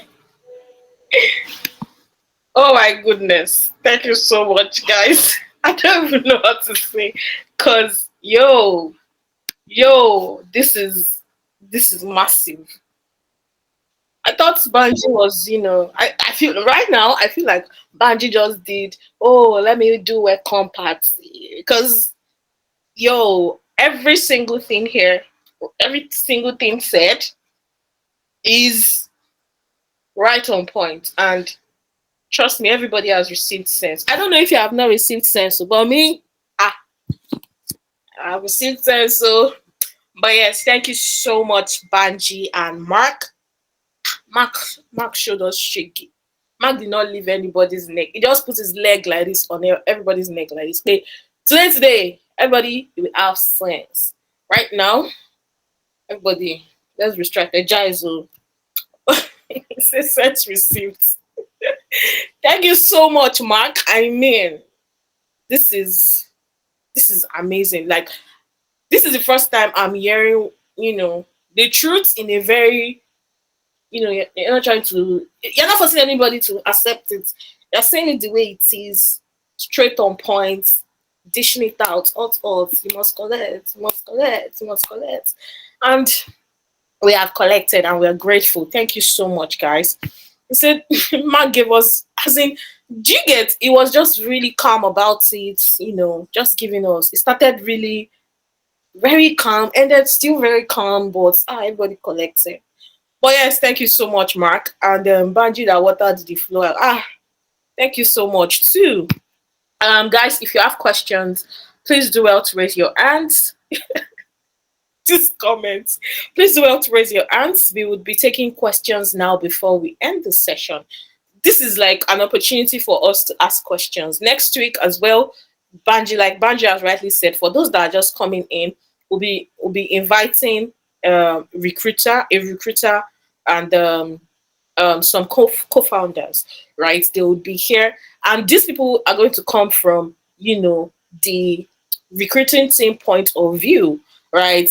We are talking about our own point of view now, so we're going to hear from them from their own point of view, and it's going to be, it promises to be interesting like today. And I hope that Mark is also here with us next week, and Banji as well, so that it will be even more fun than this, because I know that all of us have questions, and I know that some people might be, maybe scared a little bit, but I don't think Banji or Mark will be scared of anybody like that. So some questions, will be asked and all. I would really love that Mark and Banji is also in the session, right? But yes, we have hands up, we have questions. We have Abby and Aziz Ajibola, Abby Ademoyiwa. So Abby, you're going to go next, then Aziz will go after Abby's question has been answered. Hey Abby. Yes, sir. Thank you very much for this wonderful session. This is the second series, and I look forward to the next one as well. Thank you once again. So, just quick one. I'm going to pass a comment with respect to what both speakers have said. They've spoken really, really well.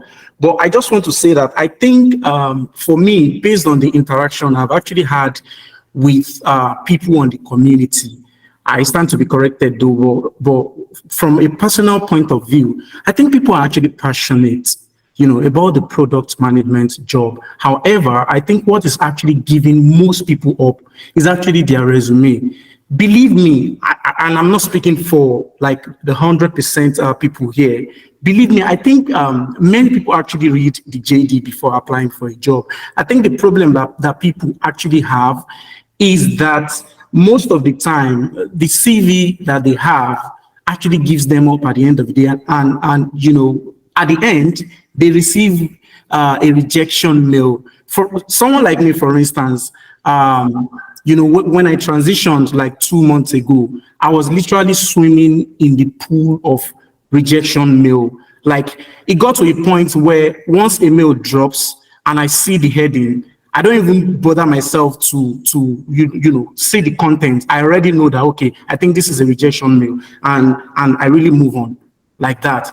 So what I then did was, because I think this is also going to help people, and I would like to share this with everyone. What I did was, because I knew I was actually coming from CS to PM, I knew I didn't really have, that leverage like someone who has been in PM for a long period of time. So apart from the capstone project, I started developing an imaginary product. So as I speak with you right now, I have two imaginary products that I'm working on. One is a job searching platform that is somehow related to Glassdoor and Indeed. I called it imaginary product simply because I don't have a designer, I don't have an engineer or anything, but it is actually an idea. Then the other one is related to Amazon. And believe me, that imaginary product, I was opportune to meet someone in Iran, and another person in Lisbon for a one-on-one call. She said, sorry, they both said they only had, one said 5 minutes, the other one said 10 minutes. And I used the opportunity to present, this imaginary product to them. Guess what? This has actually opened, several opportunities for me. I'm not saying I'm there yet, don't get me wrong, but the feeling I have right now is pretty interesting, and this is minus the fact that I'll be doing my internship very soon with Banji. So that is actually going to be an addendum for me. That's number one. Secondly, I would also like to talk about, product management as a profession. The way we see product management as a profession, one will be thinking, oh, you cannot get this thing done without having an interview, right? That is basically how we see product management. And from what Banji has posted recently, you realize that people actually got the job without even going through the interview. Bottom line is, if it is not your time, it is not your time, believe me. And I'm not trying to sound religious. No, it is just the truth. So the point I'm trying to make here is, please, if there's a way you can just help so many people out in such a way that they know how to go about having, a CV that is customized for a product manager. They can always tailor it to any job, right? But a CV that is customized for product managers so that they can always use it to apply. Because yes, I understand that we've all received sense, but some people don't really learn well with sarcasm. Some people really need help, especially because of this difficult situation in Nigeria as I speak right now. So many people are psychologically disturbed. So many people have even given up. And to paint it this way, I'm not sure so many people are going to learn that way. We all need help. And if you can help, I think it's going to be a very interesting thing. Thank you. Abby, well, thank you. That was good. But I'm gonna say this here. Things are tough. We all acknowledge this. Trust me. All right. 2023 makes it my 12th year as a product manager. All right. But I have still not blew as a product manager. I'm still an upcoming artist. But I did not really become the kind of product manager that everybody knows until late 2020. And what is the reason? I am not a social person. I said it at the hangout on Sunday, right? And I said, fun fact about me is I don't actually know how to use my phone. I'm terrible at it. I don't know how to use Instagram. I don't know how to use Snapchat. The time I tried posting a picture on Instagram, I ended up posting the picture and I cut off the head. So I just gave up on that thing. Right? Now, what am I trying to say is you cannot replace putting yourself out there as against replacing it with all the knowledge from the class. You can't. For instance, if your CV looked like the job you were on before you became a product manager, it will be difficult for you to get audience or for you to start tilting towards the direction of a product. The truth is, it's not for every product manager to build a product. It is not a compulsion that as a product manager you end up having your own product. Nah, it doesn't work like that.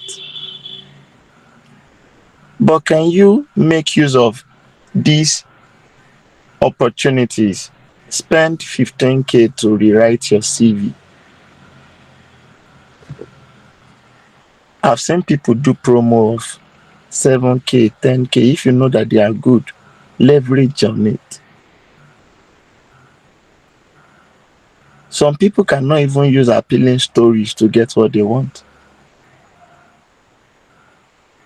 And that is why I'm saying, you as a product manager, the bulk of your network on LinkedIn is people on front desk. They're not going to give you a job now. How many CEOs are you even following? You want to apply for a company, you've not followed like 6 or 7 people in their company to even see insight. You think they won't check your profile? They will now. I think one day we should have a general session and we do LinkedIn audit for people. Let people be showing you their LinkedIn. You'll be surprised. You see some people's LinkedIn and you'll be like, okay, some people don't even have they have their headshot picture, like Banji's own. I think Banji once told me that this is my picture, I should remove it. I said it's because it's on personal mail. I don't use this picture on official mail. Some people have a selfie on LinkedIn with round neck.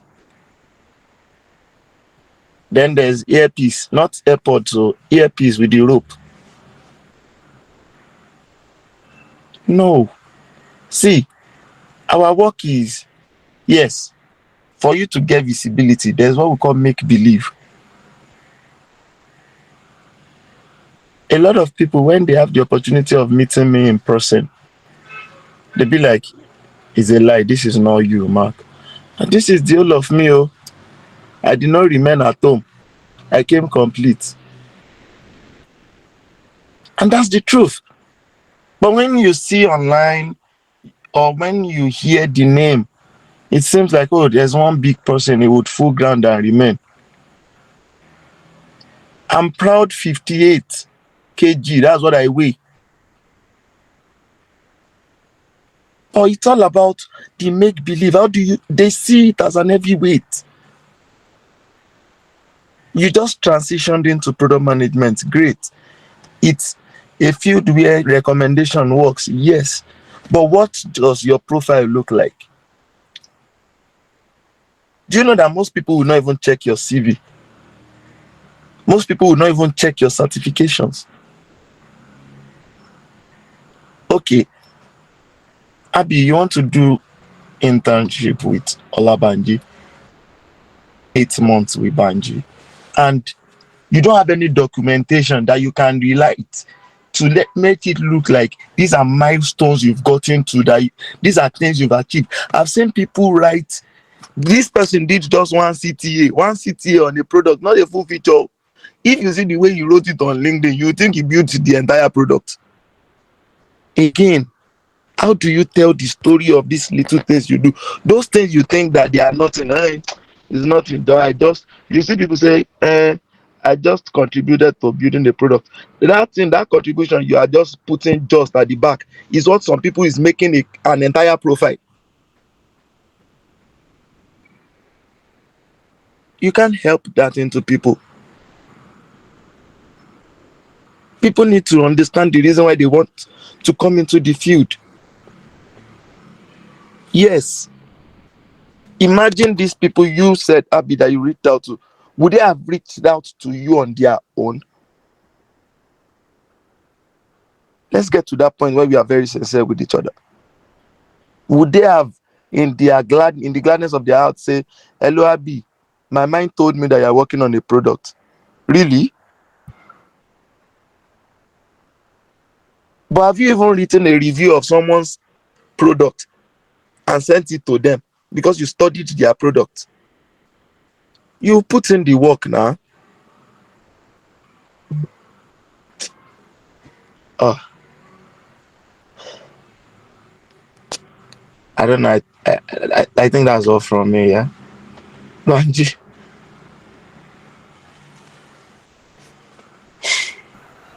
Okay. Okay, so you okay, great. Okay, I will not talk too much because we have been on this session for 2 hours, and I really want that. It's as impactful as it can be, right? And I'm really glad that I'm happy to see that everybody is still here. It means that we are saying something right. For you all to still be here 2 hours down the line, then it means that we are saying something right. But however, just to sort of come to what Abby has said, right? Again, when it comes to like CVs, if you know, I always recommend a particular CV tool, right? And if you've been in like previous classes, I'll say, oh, go and use this, go and use that, go and use this in particular because that's what I personally use. And I also tell people that it's a disclaimer. It is $20 thing per month, and you could, I would tell people not to subscribe. But I see that some people will reach out to my DM and say, "Oh, hi Banji, I want to subscribe for that thing. Can I do it?" And then some other persons would not. Now again, it's not compulsory for you to use that tool, right? It's not compulsory. You cannot. I think let me just even drop it on. I will drop the link on the community. I think let me just do that as a this thing. I will drop the link on the community and maybe on this meeting session as well, right? I particularly use that to sort of create CV whenever I need to create my own CV, and I always share with other people as well and say, "Oh, use enhanced CV." I think it's a great tool to use. Obviously, it doesn't guarantee that you're going to get the job. Again, so that I'm not going back to all the things that we have said, right? It's just that you're trying to sort of increase all your chances as much as you can. But at the end of the day, it's not like it's one you just use it to get a job tomorrow. Like Mark has said, everybody still get rejection. I think I said it in the last session that even me, I still got rejection, right? So all of us still get rejection. Rejection is normal. And I think Mark has already highlighted how to approach rejection. Sit down, analyze, and ask yourself, what did you do right and what did you do wrong? Right? Sit down, analyze yourself, and say, what do you do right and what do you do wrong? Right? So that you sort of understand. But what I want to also chip in, right, for Abby, so I can wrap up, is that um, when it comes to like helping, let me say something, right?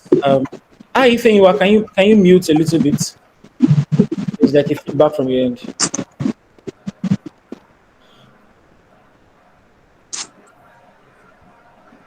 Okay. So let me quickly say something, right? For example, now, Abby, I used to see your message, and I will sometimes we will talk, sometimes we will not talk. I still saw your last email. I just remember now that you sent me an email, right? But now I did not reply your email because it just skipped my mind because of schedule and things like that. And it was not like I was trying to form busy man. Oh. So that somebody did not say, Banji's trying to form busy, right? It just totally skipped my mind. But now I am hearing from you that you've worked on two imaginary products. That is, again, going back to what I said earlier, taking a sense of responsibility. And I will not talk around it, but Abby has totally defined. I'm sure I want to assume that all of you here should learn from Abby. Now, me and Abby have talked multiple times. We looked at his CV, we did one or two things, and then he sent me a mail recently regarding a project. I know I read the mail, but again, plenty things happening. And it just skipped my mind until this evening. And then now I'm hearing Abby said he has worked on two imaginary projects. That is responsibility. And I want to say something. You can't always expect, yes, Banji will be available every now and then. And I try to make myself available. I always tell people, me, say, if I have my full-time job, right? Me, say, if something is choking on my neck, and then, we're still doing what we do at Innova Lab. For example, now, tomorrow I'm going to go to Ibadan, come back from Ibadan because of what we are doing at Innova Lab, right? Today I had two classes. I had 6 hours of teaching. So sometimes when you reach out to me and maybe I don't reply, it's not because I don't want to reply. It's not because I'm forming boss man. I am genuinely and sincerely busy, right? I spent 6 hours teaching today. Here I am in this session. I've been in this session for another 2 hours. That's 8 hours. Tomorrow I'm carrying myself to Ibadan, another 3 hours. I'll come back from Ibadan again. And then Monday I have to resume my work. So sometimes I want to say something, and I'm laying a foundation for I want to say. I'm laying a foundation for what I want to say, right? You can't always expect people to spoon feed you. Let me lay down on the ground. You can have mentors, and your mentors will try to be available, right? You can reach out to me, reach out to Mark, but we won't always have all the time sincerely because of how we also have engagements. Like, and it's not because we are trying to form I am busy or I'm a boss man. It's just sincerely we are busy, right? So you can't always expect for everything to be placed on your table. I also noticed that with a lot of people. You're expecting people to give you every single information. No, now. Maybe that's why, especially if you're an Innova Lab trainee and you have gone through training and then you're still coming to my DM for every single thing. Sometimes I feel angry about it because you have already learned. So yourself use your personal intuition, take responsibility to a certain level. For example, now I'm really impressed to hear that Abby has done 2 imaginary projects and I did not reply to his email. That is taking responsibility, right? Some people will not take it personal. I had to post on my status the other day and say, please don't take it personal. Like I'm genuinely, not because I'm trying to form pay, I'm forming boss man and all of that. No, like sincerely. So if you take responsibility sometimes, you can even show people that you want to reach out to and mentors that, no, for you to even take responsibility, or more, you deserve attention. Like somebody will pause all their activity and come and pay attention to you. So now if Abby reaches out to me now, I'll probably want to pay more attention because this guy has already taken 2 full steps by himself. Let me end here. Please, you cannot be spoon-feeded. Don't expect, so some of you are saying you don't have mentors, you don't have mentors. Some of these people that you want to reach out to, they are genuinely busy, not because they are forming, right? So I was telling Juliana the other time, how you get people to pay attention to you is that you put effort and then they will recognize your effort and stop whatever it is they are doing because of your efforts, not just because you have that entitlement mentality that I'm a junior PM, I'm new. Why are senior people not listening to me? Why are they not paying attention to me? I've been sending them DM, they did not reply my DM. No, now you take responsibility. And I told her, and she went to that conference. I think I said it last week, and she went to that conference and she took responsibility and she had a better interaction and better commitment from senior people because of how she positioned herself as somebody of responsibility, not somebody that is coming to take from somebody else. Now, it's not bad to take, but at the same time, you put efforts. Let me end here. Don't always expect people to spoon feed every single thing. You put effort, put your own part. And when you are reaching out to people, sometimes people are genuinely busy and they cannot break themselves into 10 just to respond to you. Don't take it personal. Don't vex. Don't now start to say, kidiko, people are not nice. Kiniko, they are forming busy. No, now, Yusuf, it's your career. It's not my career. It is your career. So why don't you take a little bit more responsibility? Because if you take responsibility, people will listen to you. They will stop whatever it is to listen to you because you have taken not that you are waiting for them to spoon feed every single thing. And how do I create this thing? You can't meet a mentor. How do I do this one? You can't meet a mentor. How do I do this one? You even said the person will tire for your matter. Let me wrap my case there on top of that. Blessing, over to you. Okay, thank you so much, Banji, for that one. I think that's very important. I don't think we should expect to be spoon fed at every point in time. You can ask questions, but yes, like what Banji has said, make sure that you have taken, you know, 5, 10 steps ahead before you now say, okay, well, now I'm stuck and I need help, right? Yes, thank you so much, Banji, for that one. And I don't think we'll be taking any other questions. The conversation is going to continue in the community because we've spent 2 hours and about 15 minutes, right? And it is just essential that we